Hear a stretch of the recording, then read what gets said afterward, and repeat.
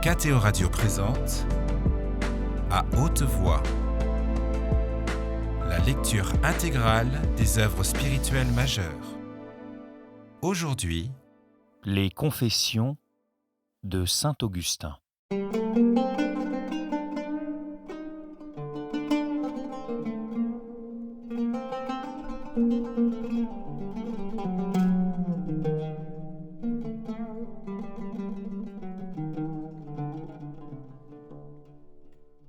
Chapitre 6. Le récit de Pontitianus. Comment vous m'avez libéré des liens du désir charnel qui me tenait si étroitement prisonnier et de la servitude des besognes temporelles, je le raconterai. Je le confesserai pour votre gloire, ô Seigneur, mon appui et mon Rédempteur. Je poursuivais ma vie habituelle, mais dans une anxiété croissante. Tous les jours, je soupirais vers vous, je fréquentais votre église dans la mesure des loisirs que me laissaient les occupations qui m'accablaient et me faisaient gémir. Alypius se trouvait auprès de moi, libre de ses travaux de jurisconsulte, après avoir été assesseur pour la 3e fois. Il attendait à qui vendre de nouveau ses consultations, comme je vendais moi l'art de l'éloquence, si tant est que cet art puisse se transmettre par l'enseignement. Nébridius, cédant à notre amitié, assistait dans ses leçons Verecundus, citoyen et grammairien de Milan, notre ami intime à tous. Verecundus avait exprimé le vif désir. Il nous avait demandé, au nom de l'amitié, que l'un d'entre nous se fît son fidèle collaborateur, ce dont il avait grand besoin. Ce ne fut pas l'appât du gain qui détermina Nébridius, il aurait pu, s'il l'avait voulu, faire de son savoir un emploi plus profitable. Mais dans sa bienveillance, dans son désir d'obliger, cet ami si aimable et si doux ne voulut pas dédaigner notre prière. C'était d'ailleurs très sage à lui d'éviter de se faire connaître des grands de ce monde et d'épargner toute inquiétude à son esprit qu'il voulait garder libre avec des loisirs aussi abondants que possible pour la recherche, la lecture et les entretiens sur la sagesse. Un jour donc, Nébridius était absent, je ne me rappelle plus pour quelle raison. Alypius et moi nous reçûmes la visite d'un certain Pontitianus, notre compatriote d'Afrique, qui remplissait à la cour une charge importante. Je ne sais plus ce qu'il nous voulait. Nous nous assîmes pour causer, et par hasard, sur une table de jeu devant nous, il aperçut un livre, le prit, l'ouvrit, et y trouva les épîtres de l'apôtre Paul. Il ne s'y attendait assurément pas. Il avait cru que c'était un des ouvrages que je m'usais à commenter. Alors il sourit, me regarda, et avec des compliments me dit sa surprise de rencontrer à l'improviste sous mes yeux ce livre-là et ce livre seul. C'était un fidèle chrétien qui se prosternait souvent à l'église devant vous, notre Dieu, en de fréquentes et longues prières. Quand je lui eus déclaré que les Écritures faisaient mon étude la plus attentive, la conversation s'engagea. Il nous parla d'Antoine, le moine égyptien, dont le nom avait aux yeux de vos serviteurs le plus vif éclat, mais que nous ignorions jusqu'à cet instant. L'ayant remarqué, il s'attarda à nous en parler, découvrant ce grand homme à notre ignorance, laquelle l'étonna. Avec stupéfaction, nous écoutions le récit de vos très authentiques merveilles, si récentes, presque contemporaines, opérées au sein de la vraie foi dans l'Église catholique. Nous étions tous remplis d'étonnement, nous d'apprendre de si grandes choses, lui que nous n'en eussions point encore entendu parler. De là, la conversation passa à la foule des monastères, à la bonne odeur de vertu qu'ils exhalaient vers vous, aux solitudes fertiles du désert, toutes choses dont nous ne savions rien.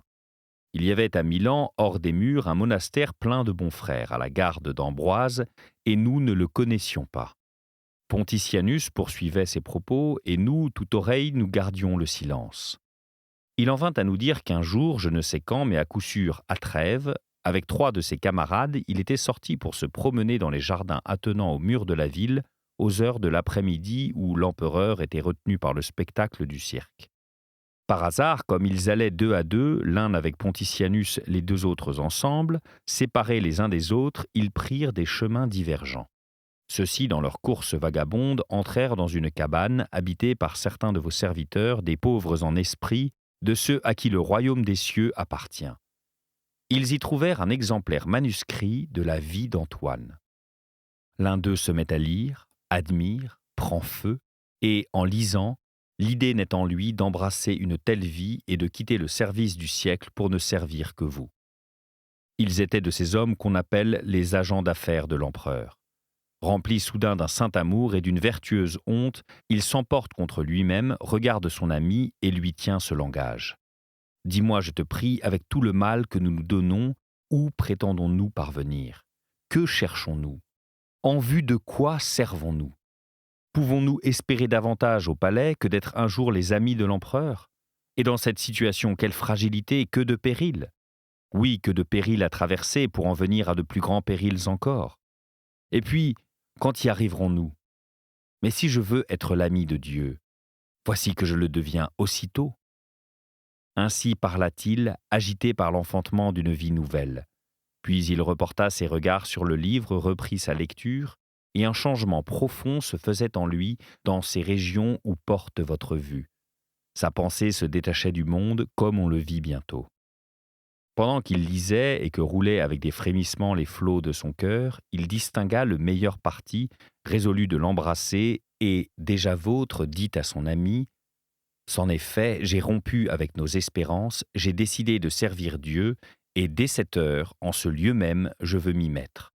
Si tu répugnes à m'imiter, ne t'oppose pas du moins à mon dessein. » L'autre répondit qu'il s'attachait à lui, qu'il voulait sa part d'une si précieuse récompense, d'un si beau service. Ils vous appartenaient déjà tous les deux. Ils édifiaient à leurs frais une tour de salut, en laissant tout pour vous suivre. À cet instant, Pontitianus et son ami, qui se promenaient dans d'autres parties des jardins, songèrent à les chercher. Ils les rejoignirent et les engagèrent à rentrer car le jour baissait. Ceux-ci contèrent leurs résolutions, leurs projets, comment cette volonté était née en eux et s'y était affermie, et ils les prièrent de ne pas y faire obstacle s'ils refusaient de s'y joindre. Les autres, sans se convertir, pleurèrent sur eux-mêmes. Au dire de Pontitianus, et avec des compliments affectueux pour leurs camarades, se recommandèrent à leurs prières. Puis, traînant leur cœur sur la terre, ils revinrent au palais, tandis que les convertis, le cœur fixé au ciel, restaient dans la cabane. Ils avaient l'un et l'autre une fiancée. Lorsqu'elles apprirent la chose, elles vous consacrèrent, elles aussi, leur virginité.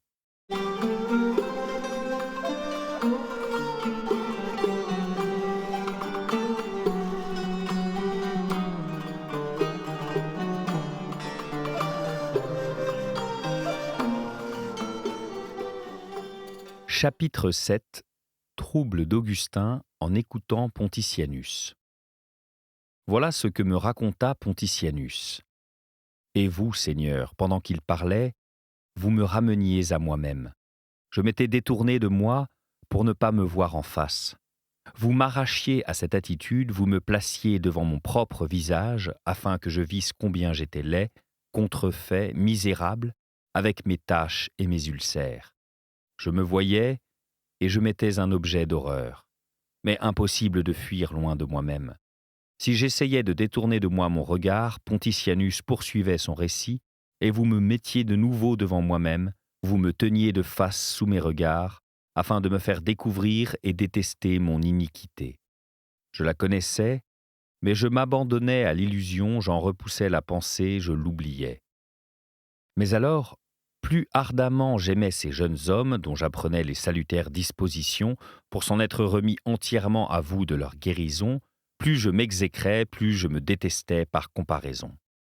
Car de nombreuses années s'étaient écoulées, 12 environ, depuis qu'à 19 ans, la lecture de l'Hortensius de Cicéron m'avait éveillé à l'amour de la sagesse, et je différais de mépriser les félicités de la terre pour me consacrer à la poursuite de ce bien dont, je ne dis pas la découverte, mais la seule recherche, devait être mise au-dessus des trésors des royaumes de ce monde et de ces voluptés corporelles qu'un signe suffit à faire affluer.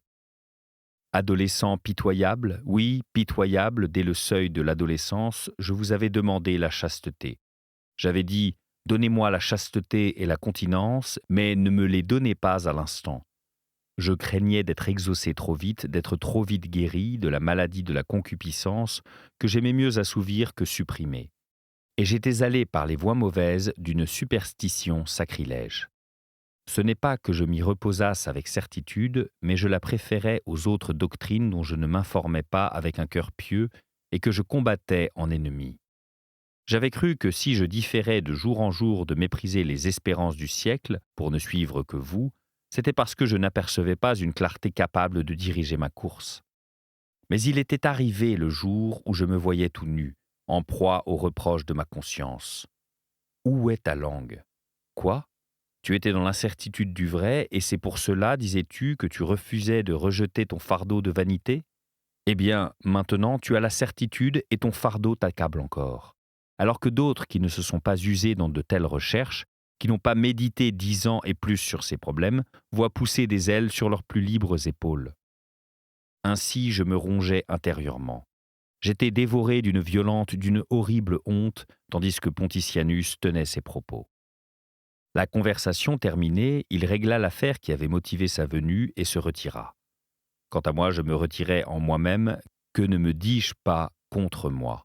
De quel coup ma pensée ne flagella-t-elle pas mon âme, afin de l'obliger à me suivre dans mes efforts pour vous joindre ? Elle résistait, refusait sans alléguer la moindre excuse. Tous les arguments étaient épuisés et réfutés. Il ne lui restait qu'une angoisse muette. Elle redoutait comme la mort d'être arrêtée et déviée de ce courant de l'habitude où elle se corrompait et mourait.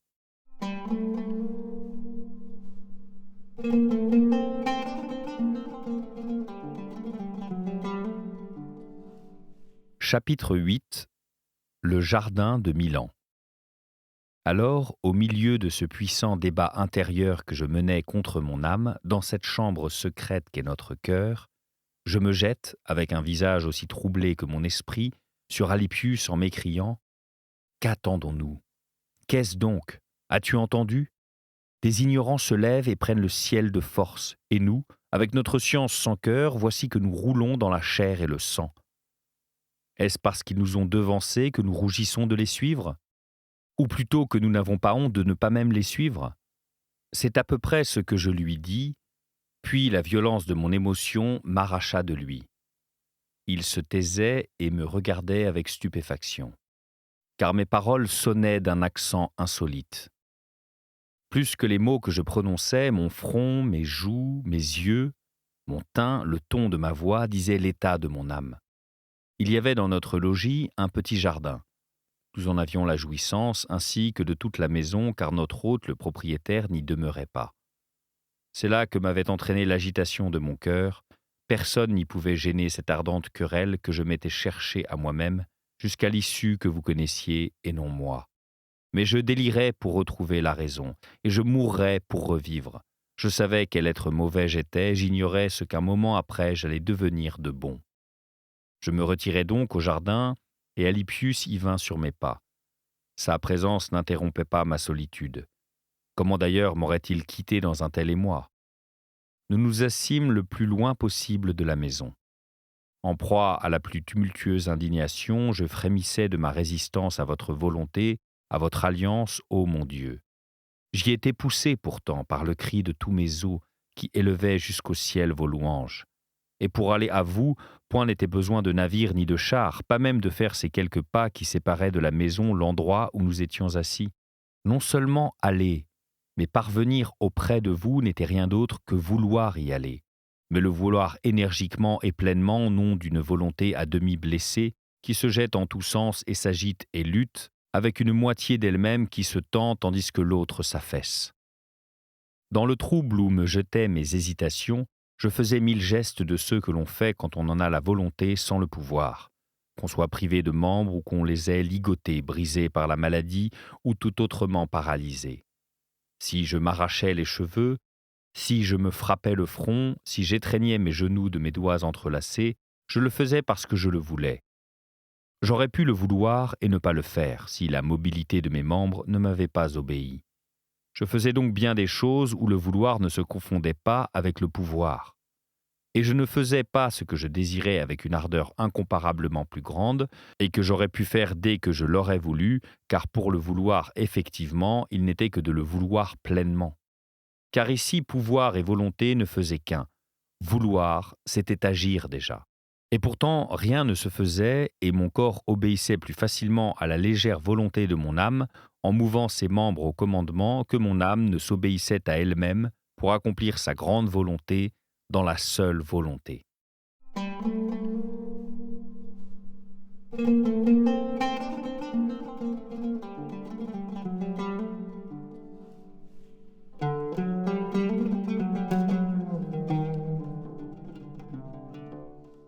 Chapitre 9. La volonté en lutte avec elle-même.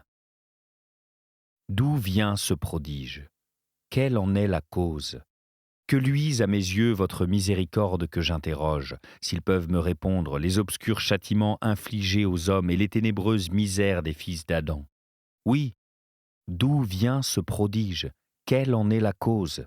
L'âme donne des ordres au corps et elle est obéie sur le champ. L'âme se donne à elle-même des ordres et elle se heurte à des résistances. L'âme donne l'ordre à la main de se mouvoir et c'est une opération si facile qu'à peine distingue-t-on l'ordre de son exécution. Et cependant l'âme est âme et la main est corps. L'âme donne à l'âme l'ordre de vouloir, l'une ne se distingue point de l'autre et pourtant elle n'agit pas. D'où vient ce prodige? Quelle en est la cause? Elle lui donne l'ordre, dis-je, de vouloir, elle ne le donnerait pas si elle ne le voulait pas, et ce qu'elle ordonne ne se fait pas. C'est qu'elle ne veut pas d'un vouloir total, et ainsi elle ne commande pas totalement. Elle ne commande que pour autant qu'elle veut, et pour autant qu'elle ne veut pas, ses ordres ne reçoivent point l'exécution, car c'est la volonté qui donne l'ordre d'être à une volonté qui n'est rien d'autre qu'elle-même. C'est pourquoi elle ne commande pas pleinement, et de là vient que ses ordres sont sans effet. Car si elle était dans sa plénitude, elle ne se commanderait pas d'être, elle serait déjà. Ce n'est donc pas un prodige de vouloir partiellement et partiellement de ne pas vouloir, c'est une maladie de l'âme. Celle-ci, soulevée par la vérité, mais entraînée par le poids de l'habitude, ne peut se mettre tout à fait debout. Il y a donc deux volontés, toutes deux incomplètes, et ce que l'une possède fait défaut à l'autre.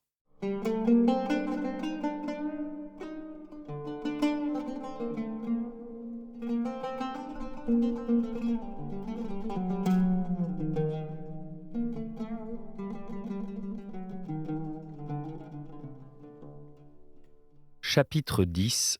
Contre les manichéens.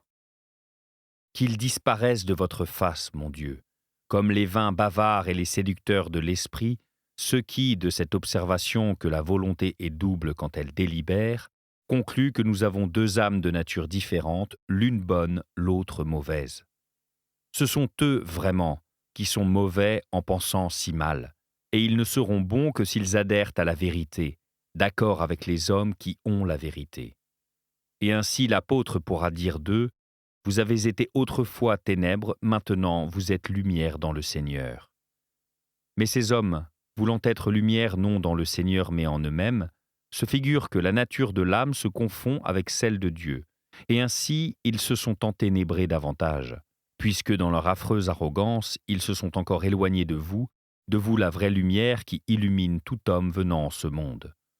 Prenez garde à vos paroles. Rougissez, approchez-vous de lui, vous serez éclairés et vos visages ne rougiront plus. Et moi, lorsque je délibérais pour servir le Seigneur mon Dieu, comme je me l'étais proposé depuis longtemps, j'étais ce moi qui voulait et ce moi qui ne voulait pas. J'étais l'un et l'autre moi. Ni je ne voulais pleinement, ni je ne refusais pleinement ma volonté. C'est pourquoi je luttais avec moi-même et j'étais déchiré intimement. Ce déchirement ne trahissait pas la présence en moi d'une âme étrangère, mais seulement un châtiment infligé à mon âme. Ce n'était pas moi qui me l'infligeais, mais ce qui habitait en moi, le péché, en expiation d'un péché commis plus librement, car j'étais un fils d'Adam. S'il y avait autant de natures contraires qu'il y a de volontés qui se combattent en nous, ce n'est pas deux natures que nous devrions admettre, mais plusieurs. Quelqu'un délibère-t-il pour savoir s'il se rendra à une de leurs réunions ou au théâtre? Les voilà bien, les deux natures, s'exclame-t-il, l'une bonne qui l'amène ici, l'autre mauvaise qui le pousse là-bas. Sinon, d'où viendrait cette hésitation de volontés opposées? Et moi, je les dis toutes deux mauvaises, celles qui mènent vers eux comme celles qui acheminent au théâtre. Eux, ils ne peuvent que tenir pour bonne celle qui conduit à nous. Quoi? Si l'un des nôtres délibère et, dans le conflit des deux volontés, flotte irrésolu entre deux parties, se rendra-t-il au théâtre ou bien à notre Église? Est-ce que nos philosophes n'hésiteront pas dans leurs réponses? Ou bien ils avoueront, ce qu'ils ne veulent pas, que c'est conduit par la volonté bonne que l'on se rend à notre Église, comme s'y rendent ceux qui sont liés par l'imprégnation des sacrements? Ou bien ils admettront deux natures mauvaises, deux âmes mauvaises aux prises dans un même homme. Et dès lors, il ne sera plus vrai de dire, comme ils le font, qu'il y a une nature bonne et une nature mauvaise. ou bien ils se rendront à la vérité et ne nieront plus que lorsqu'on délibère, c'est une même âme qui balance entre des volontés différentes. Donc quand ils voient deux volontés se combattre dans un même homme, qu'ils ne parlent plus d'une lutte entre deux âmes contraires, l'une bonne, l'autre mauvaise, formées de deux substances contraires, de deux principes contraires. Car vous, ô Dieu de vérité, vous les blâmez, vous les réfutez, vous les confondez. Voici le cas de deux volontés mauvaises. Un homme délibère s'il tuera avec du poison ou avec un poignard, s'il usurpera ce domaine ou cet autre, ne pouvant les usurper tous les deux, s'il achètera de la volupté sans regarder à la dépense ou s'il gardera son argent en avare, s'il ira au cirque ou au théâtre en admettant que les deux spectacles se donnent le même jour, ou encore, j'ajoute une troisième incertitude, s'il ira voler dans la maison d'un autre, l'occasion s'en présentant, ou aussi, quatrième hypothèse, s'il commettra un adultère, les circonstances étant favorables. Supposons que toutes ces possibilités se rencontrent à la fois au même moment, comme elles sont également désirées et irréalisables en même temps. L'âme sera déchirée par ce conflit entre quatre volontés ou même davantage, tant il y a d'objets de désir. Et cependant, ils ne prétendent pas qu'il existe un tel nombre de substances différentes. Il en est de même des volontés bonnes. Je le leur demande, est-il bon de se délecter à la lecture de l'apôtre? Est-il bon de se plaire à la sagesse d'un psaume? Est-il bon d'expliquer l'Évangile? Ils répondront à chaque question, parfaitement, cela est bon. Et quoi? Si toutes ces occupations ont le même charme et au même moment, des volontés opposées ne se divisent-elles pas le cœur de l'homme qui se demande laquelle entreprendre d'abord de préférence? Toutes ces volontés sont bonnes, elles sont cependant aux prises jusqu'à ce qu'intervienne un choix qui emporte, rassemble et unifie la volonté antérieurement partagée. Il en est encore de même quand l'éternité exerce sur nous ses attraits d'en haut, alors que la volupté d'un bien temporel nous retient en bas. C'est la même âme qui, avec une volonté incomplète, veut l'un ou l'autre de ses biens. De là les terribles souffrances du déchirement. La vérité nous fait préférer l'un, mais l'habitude ne veut pas lâcher l'autre.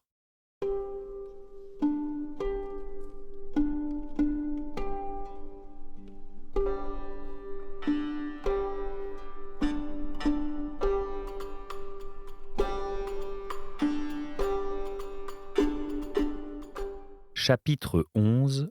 Les dernières résistances de la chair. Tels étaient mon mal et ma torture. Je m'accusais moi-même plus âprement que jamais, je me retournais et me débattais dans ma chaîne jusqu'à ce que je la brisasse tout entière. Elle ne me retenait qu'à peine, elle me retenait pourtant. Et vous me pressiez, Seigneur, dans le secret de mon âme, et votre sévère miséricorde, redoublant ses coups, me frappait des fouets de la peur et de la honte, afin que je ne m'abandonnasse pas de nouveau, que fût brisée ma mince et légère chaîne, et qu'elle ne reprit pas force pour m'enserrer plus énergiquement. Dans mon fort intérieur, je me disais « à l'œuvre, plus de retard, plus de retard ». Ces paroles m'entraînaient à la décision. J'étais sur le point d'agir et je n'agissais pas. Après un nouvel effort, j'y étais, et il ne s'en fallait plus que de peu, oui de peu, je touchais au but, je le tenais, et voilà que je n'y étais pas, que je ne touchais pas au but, que je ne le tenais pas, hésitant à mourir à la mort, à vivre de la vie. Le mal invétéré avait plus de prise sur moi que le bien dont je n'avais pas l'habitude, et plus approchait le moment où j'allais devenir un autre homme, plus il me frappait d'effroi. Sans pourtant me faire revenir sur mes pas, ni me détourner de mon chemin, il me tenait seulement en suspens. Ce qui me retenait, c'étaient des bagatelles de bagatelles, des vanités de vanités, mes anciennes amies. Elles me tiraient par mon vêtement de chair en murmurant « Tu nous renvoies ? Dès ce moment, nous ne serons plus jamais avec toi, et dès ce moment, tu ne pourras plus faire ceci et cela, plus jamais. » Et ce qu'elles me suggéraient dans ce que je viens d'appeler ceci et cela, ce qu'elles me suggéraient, mon Dieu, que votre miséricorde en écarte la pensée de l'âme de votre serviteur. Quelle saleté, quelle honte ces suggestions! Et encore, je n'entendais pas même à moitié leurs propos, car elles ne se présentaient pas en face, comme de loyales adversaires, mais c'était par derrière et à voix basse qu'elles me parlaient, et si je tenais de m'éloigner, elles me pinçaient furtivement pour me forcer à me retourner. Elles me retardaient toutefois, car j'hésitais à m'arracher d'elles, à m'en défaire pour répondre à l'appel qui m'attirait, et la tyrannique habitude me disait « Crois-tu que tu vas pouvoir vivre sans elle ?» Mais déjà sa voix était sans chaleur. car du côté où je tournais mon visage, où je tremblais de passer, se découvrait à moi la dignité chaste de la continence. Sereine, gaie sans désordre, elle m'invitait avec des façons honnêtement caressantes à approcher sans hésitation. Elle étendait, pour m'accueillir et m'embrasser, ses mains pieuses, pleines d'une foule de bons exemples. Tant d'enfants, de jeunes filles, une abondante jeunesse, tous les âges de respectables veuves, des vierges parvenues à la vieillesse, et dans toutes ces âmes la continence n'était pas stérile. C'était une mère féconde de joie, enfant conçu de vous, Seigneur, son époux. Elle me raillait avec une encourageante ironie, je croyais l'entendre dire « Est-ce que tu ne pourras pas ce qu'ont pu ces jeunes gens et ces femmes? Les uns et les autres ont-ils trouvé cette force en eux-mêmes et non dans le Seigneur leur Dieu? C'est le Seigneur leur Dieu qui m'a donné à eux. Pourquoi t'appuyer sur toi-même et demeurer ainsi sans appui? Jette-toi en lui. N'aie pas peur, il ne se retirera pas. Il ne te laissera pas tomber.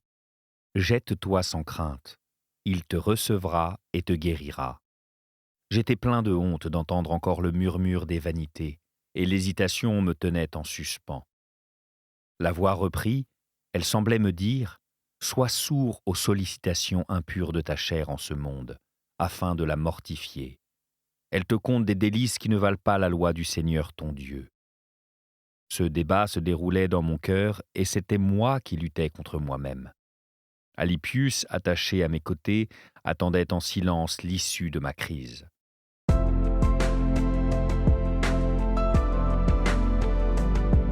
C'était À haute voix, une émission de KTO Radio. Aujourd'hui, les confessions de Saint-Augustin. Lecture, Fitzgerald Berton. Captation et réalisation, Gustave Schlicht et Éloine Guillard. Une émission disponible en podcast sur ktoradio.com ou sur l'application KTO Radio.